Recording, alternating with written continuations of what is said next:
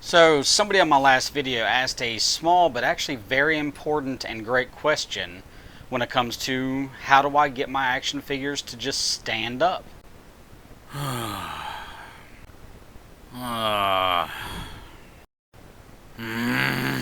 If you've ever been redecorating, putting a shelf together, putting a display together, you got a couple new figures you wanted to add to the collection, we've all been there. Roll the clip. It's all gonna be safe, and we're all gonna have a great time. What in the Jesus Christ was that? So in this video, we're going to talk about several ways to keep your figures from falling over.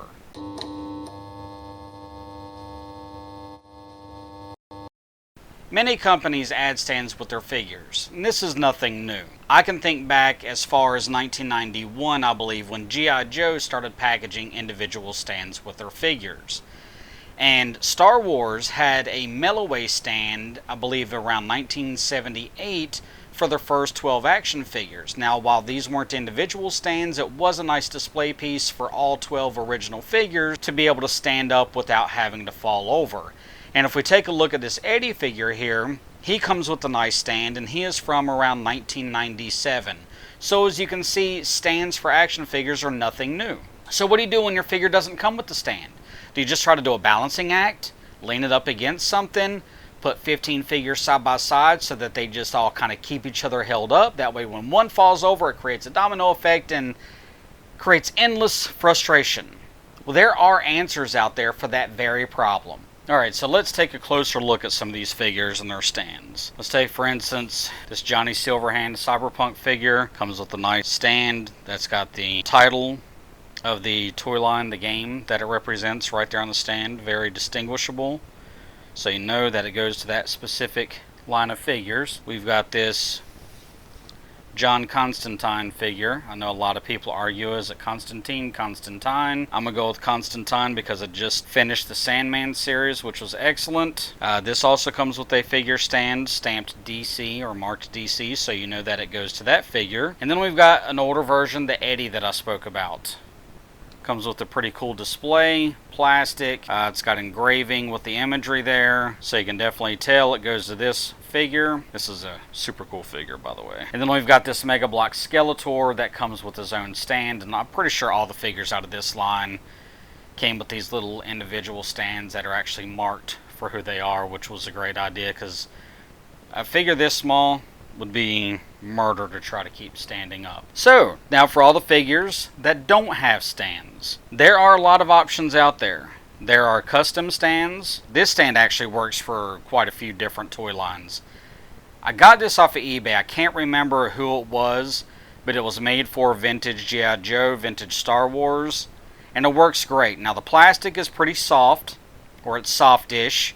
I made the mistake of using one of the old 91 stands on my Zartan that I had, and after about a month of it being on that stand, the heel shattered. So I was pretty upset about that, and that's when I was informed that the stands that came with the original figures are kind of rigid, and they don't offer a lot of flexibility, and then the plastic is 35, 40 years old in the figures, and gets brittle over age, so that's when you have the problem. So that same stand is also being used on a Star Wars figure. Like I said, it's kind of a softer plastic, but it works really well. It's got a nice wide base, so these figures never fall over. Just to show you how versatile that specific stand is, I also use it for my awkwardly posed TMNT figures. Works great on Foot Soldier, works great on Shredder, works great on a lot of the figures. Anyone that has a peg hole in the foot, it fits nice and snug, and you set him down, and look at that. Now, if you try to stand this guy up without a stand, good luck. He's a pain, just because it's that position where he's all hunched over. As for superpowers, I went with a different style, this clear see-through. Also got these off of eBay. They were marked specifically for Kenner superpowers, and I've used them in almost all of my superpowers figures. I have not risked putting in like Cyborg's foot or Brainiac's foot because the type of plastic that they're made out of, don't want to risk cracking a foot or breaking a foot, especially with the value that, you know, Cyborg holds. And this Darth Maul figure, this is the early, I think, first run Black Series Darth Maul. He fell over all the time. He's just got awkward stance. That cloak is kind of heavy. I did wind up using an old G.I. Joe stand, 1994, and it worked perfect. He hasn't fallen over since I've put that stand in his foot. So, you can repurpose them for different figure lines. As long as that peg fits snugly in the hole of the foot, you're pretty much good to go. Now, as for the next three figures I'm going to show, I used what are referred to as doll stands. He has pegs in his feet, but I had a bunch of these little black doll stands that I got when I purchased a Master of the Universe collection, and it just works perfect. It's adjustable. That goes up and down a couple of inches. This one is made obviously for smaller figures, smaller dolls, but it displays well, keeps him stood up with no issues. And I like that one just because there's not a lot of pressure being put on his waist. You don't have to worry about an awkward, stand in the foot where it makes him kind of stand a little crooked. And it works really well. I used slightly bigger ones for my Mego figures. Put it around the waist or the torso area, depending on the size of the doll stand. And these are stands that you can find on Amazon. The bulk of these I got off of Amazon. They're not too expensive, but for some of your bigger figures, like your Megos, even your newer Megos, it works wonders. I even use these. I've got some old God of War figures. I want to say that they're NECA, but I can't remember. But they're early 2000s, and those figures just love falling over. The ankle joints are kind of get a little weak over time, and I've used a couple of these, and my God of War figures have not fallen over since. And as you can see, I used one on Kirk here and Spock. And I like having it like this because it's not putting any pressure on his body at all. He's just kind of standing there. There's a little bit of movement, but for the shelf he goes on, that doesn't matter. I just didn't want to risk, these being too tight and rubbing on the torso, causing damage, because these figures are pushing 50 years old. And last but not least, well, actually not last but not least, but in terms of stands, we've got this guy. Now this one is a custom 3D printed stand. I got it in a auction that I won off of Whatnot just a few days ago, as a matter of fact. And it just went really well with the Scareglow.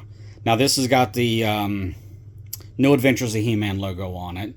And it's got a classic style or Revelation Scareglow. Yeah, I think it still pairs well with the figure. And this one isn't so bad. It does have two pegs. Now, a lot of people make these in different ways. I've seen them where they've got little straps that you put the feet into. I've seen some for the vintage line that have like the rubber bands that people use on their braces that go through little clips. And it's got little grooves that the feet sit into, so it holds the legs in the proper position, and the little rubber bands keep the feet from tipping backwards. The only thing I didn't like about those, because I've had like 9 of those, is those rubber bands just deteriorate. And when they deteriorate, it just falls apart. There's nothing you can do other than replace it with more rubber bands. And I didn't really like that because I know that there's a lot of chemical reactions that happen when you mix different types of plastics and rubbers. If you look back at like the old 12-inch Stormtrooper and Boba Fett from the Star Wars line, you'll notice that on a lot of those figures, the wrist joints are melted. And it's not because they were damaged or because of heat, but it's a chemical reaction that happened over time that caused the two different types of plastic to react to one another and kind of weld. Now, when you're just all out of ideas, don't have any stands, you can run to Dollar General, Target, Lowe's, anywhere that sells tape, and get this double-sided foam tape. I use this a lot. Especially I've got a shelf out in the living room that's right beside where my dog's bed is, and he's a 90-pound Black Lab Husky mix, so he bumps it periodically. And I got so tired of picking those figures up all the time, So what I do is I'll take a piece of this foam tape and I'll cut it about the width of the foot on the figure, put it to the bottom of the figure, and then tape it to the shelf where it's going to go. And so far, so good. Now, don't use this on a lot of vintage stuff. It's mostly for like the modern NECA figures or Mezco, or, you know, I've got some Lord of the Rings figures that I've used this on and I've had great success. So if you don't have any stands, there are other alternatives such as this foam tape. And this is like $3 for this roll, and this would cover probably 50 G.I. Joes or the likes. So, I mean, for the money and for the simplicity of it, this works wonders.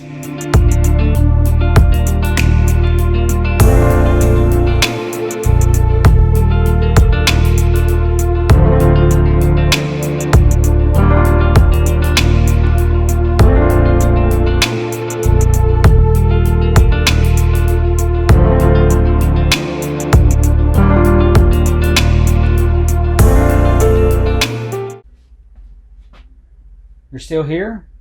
What are you doing? Like my video, subscribe to my channel, and help this poor toy collector achieve his dream of not being such a poor toy collector. Thanks.